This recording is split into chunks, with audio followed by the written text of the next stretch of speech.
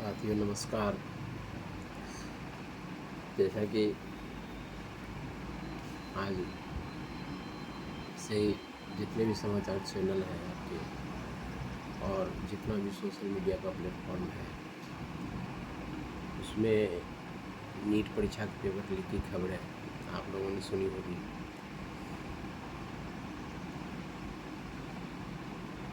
सुनकर बड़ा दुख होता है। ये छात्रों के भविष्य के साथ बहुत बड़ा खिलवाड़।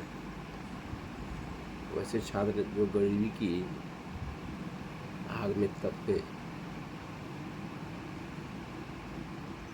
परीक्षा की तैयारी में लग जाते हैं, तो उनके माँ बाप की ख्वाहिश रहती है कि मेरा बेटा भी नीट परीक्षा की तैयारी करे और अच्छे से एग्ज़ाम दे, पास करे और हम उसको डॉक्टर बनते हुए देखें।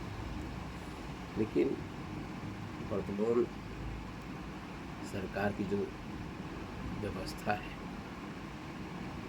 उस व्यवस्था पर एक सवालिया प्रश्न चिन्ह खड़ा होता है कि छात्रों के भविष्य के साथ ऐसा अन्याय क्यों होता है।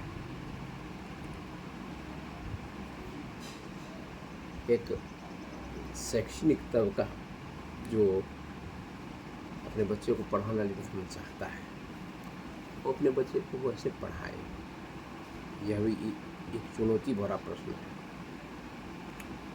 परीक्षा का पेपर लीक होना केवल एक खबर नहीं होता है, यह लाखों मेहनती छात्रों के विश्वास पर चोट जैसा होता है। जो छात्र दिन रात मेहनत करके तैयारी करते हैं उनके मन में अचानक निराशा, गुस्सा और असुरक्षा की भावना भर जाती है और उन्हें यह लगता है कि उनकी ईमानदार मेहनत का मूल्य कम हो गया है। कई छात्रों की मानसिक स्थिति ऐसी होती है कि वे खुद से सवाल करने लगते हैं कि क्या मेहनत करने का कोई फ़ायदा है, क्या अब सफलता केवल गलत रास्तों से मिलेगी। पेपर लीक की घटना से छात्रों में तनाव, चिंता और आत्मविश्वास की कमी बढ़ती है। कुछ छात्र दोबारा परीक्षा की सोच से ही थकान और मानसिक दबाव महसूस करते हैं और खासकर वे छात्र जो आर्थिक रूप से या पारिवारिक कथाओं के बीच रहकर पढ़ाई कर रहे हैं, उनके लिए यह सबसे बड़ा आघात बन जाता है। फिर भी सच्चाई यही है कि ईमानदारी से की गई तैयारी कभी व्यर्थ नहीं जाती।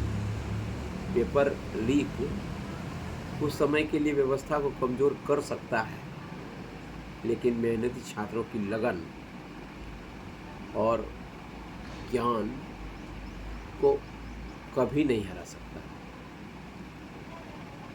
साथियों, मैं एक बात कहना चाह रहा हूँ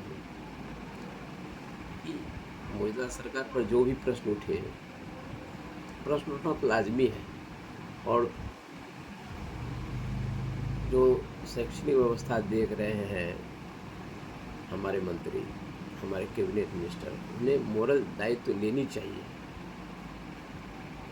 और उन्हें मीडिया के सामने आके अपना बयान देना चाहिए कि पेपर लीक फिर कभी भविष्य में नहीं होगा। ये 22 लाख छात्रों के भविष्य का ही सवाल नहीं, बल्कि उनके माता पिता के